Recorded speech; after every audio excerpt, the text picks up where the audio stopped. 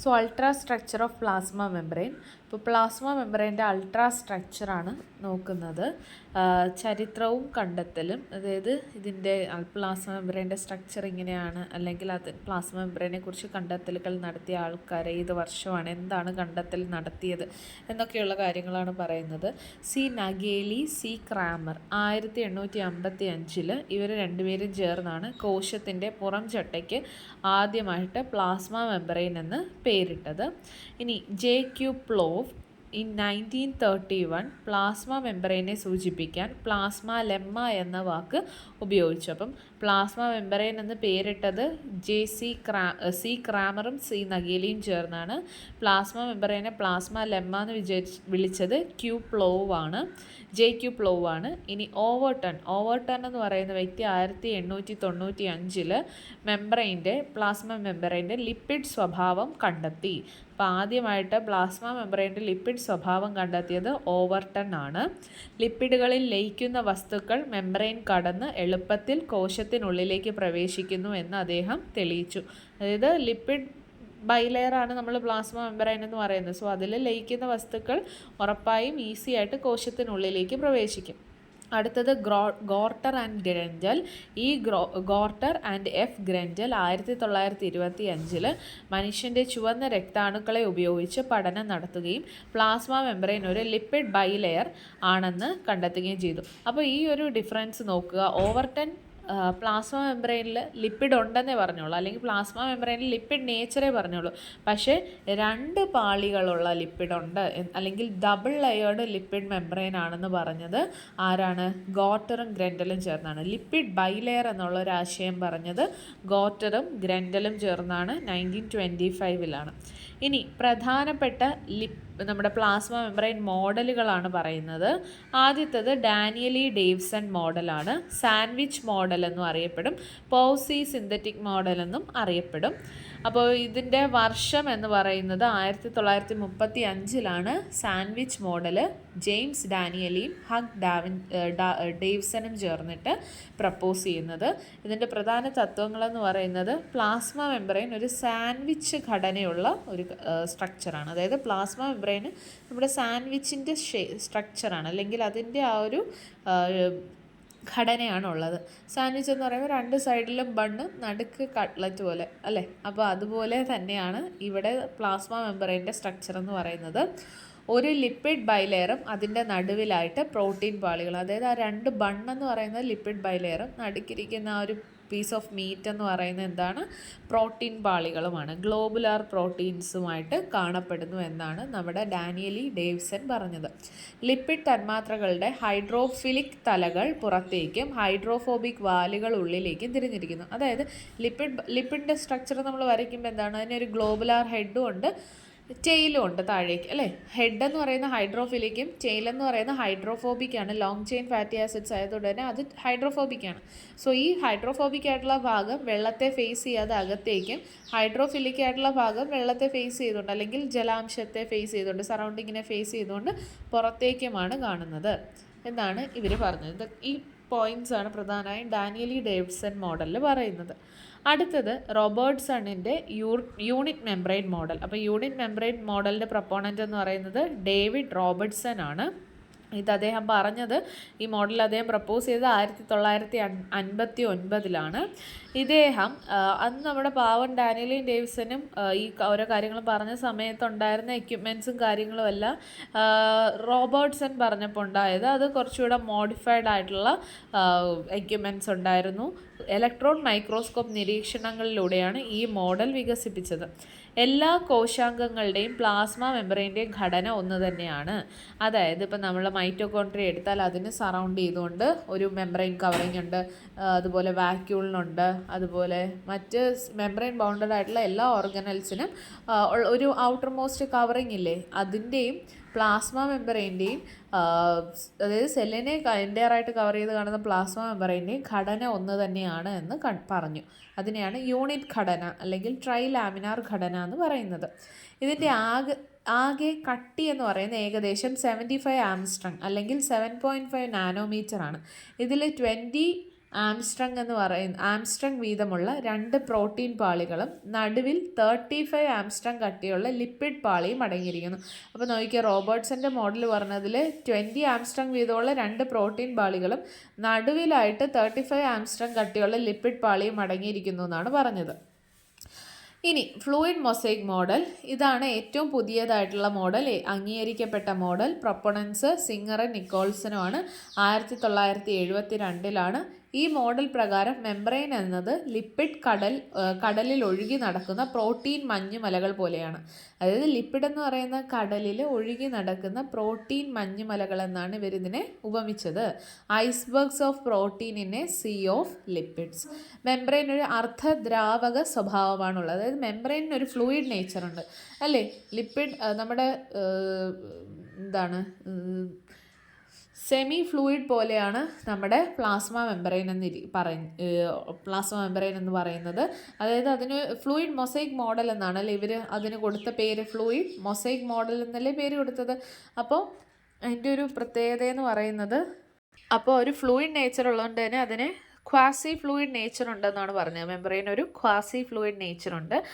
ഇനി ലിപ്പിഡ് ഘടകങ്ങൾ, അപ്പോൾ ഇതിൽ ലിപ്പിഡും ഉണ്ട് പ്രോട്ടീൻസും ഉണ്ട്. ലിപ്പിഡ്സ് ഏതൊക്കെയാണ് പ്രധാനമായും പ്ലാസ്മ മെംബ്രെയിനിൽ കാണുന്നതെന്ന് ചോദിച്ചാൽ ഫോസ്ഫോലിപ്പിഡ്സ്, കൊളസ്ട്രോൾ, ഗ്ലൈക്കോലിപ്പിഡ്സ് ഇതൊക്കെ പ്രസൻ്റ് ആണ്. ഫോസ്ഫോലിപ്പിഡ്, കൊളസ്ട്രോൾ, ഗ്ലൈക്കോലിപ്പിഡ്സ് പ്രസൻ്റ് ആണ്.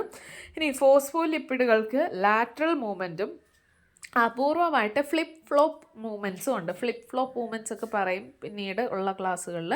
അപ്പോൾ ഫ്ലിപ്പ് ഫ്ലോപ്പ് മൂവ്മെൻറ്റും അതുപോലെ തന്നെ ഫോസ്ഫോലിപ്പിഡുകൾക്ക് ലാറ്ററൽ മൂവ്മെൻറ്റും നടത്താൻ കഴിയും.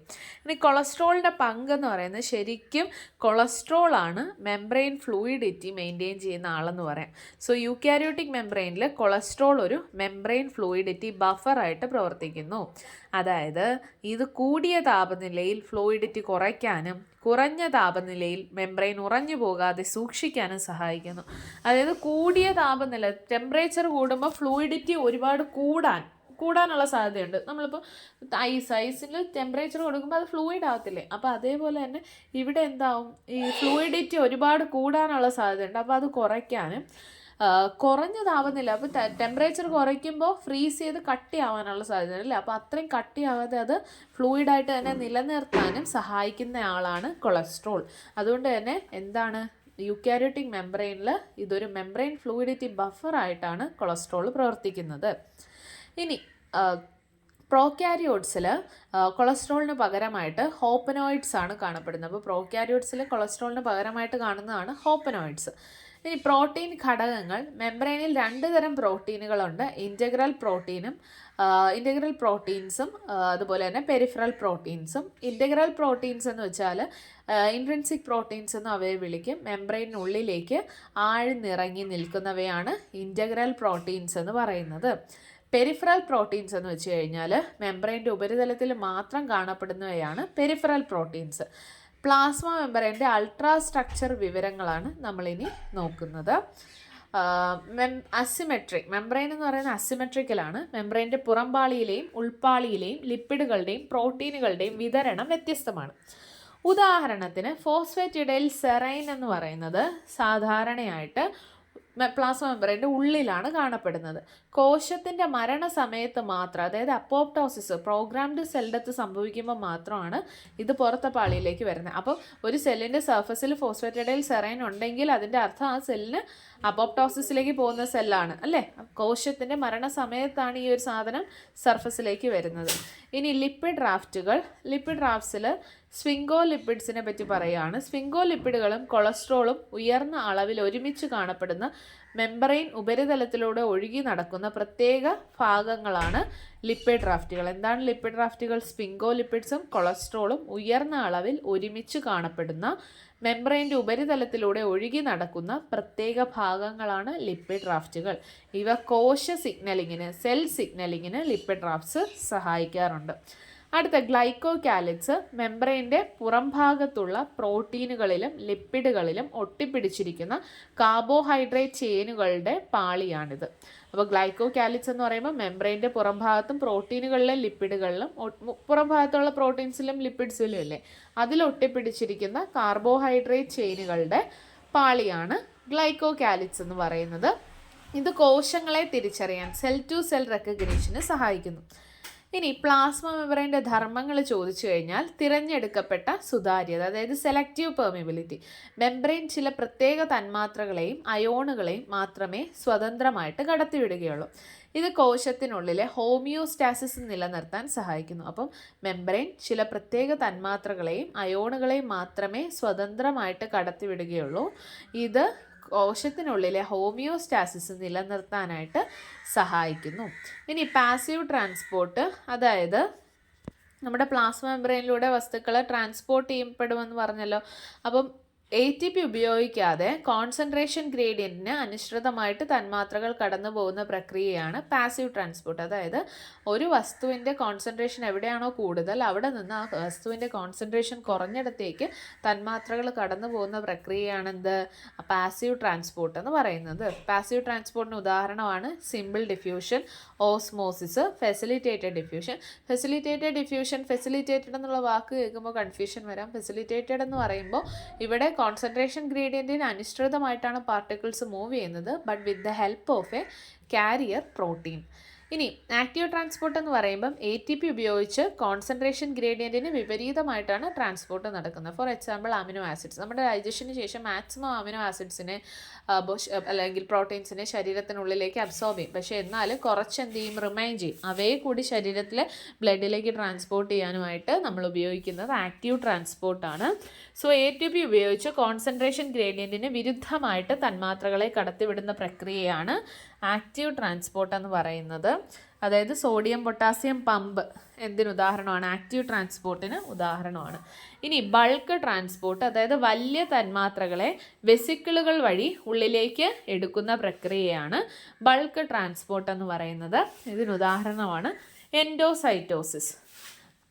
അതായത് എൻഡോസൈറ്റോസിസ് എന്ന് വെച്ച് കഴിഞ്ഞാൽ അകത്തേക്ക് എടുക്കുന്ന, ഉള്ളിലേക്ക് എടുക്കുന്ന പ്രക്രിയ. എക്സോസൈറ്റോസിസ് എന്ന് വെച്ചാൽ പുറത്തേക്ക് കളയുന്ന പ്രക്രിയ. എൻഡോസൈറ്റോസിസ് എന്ന് വെച്ചാൽ സെല്ലിനകത്തേക്ക് എടുക്കുന്നു, എക്സോസൈറ്റോസിസ് എന്ന് വെച്ചാൽ സെല്ലിന് പുറത്തേക്ക് റിലീസ് ചെയ്യുന്നു.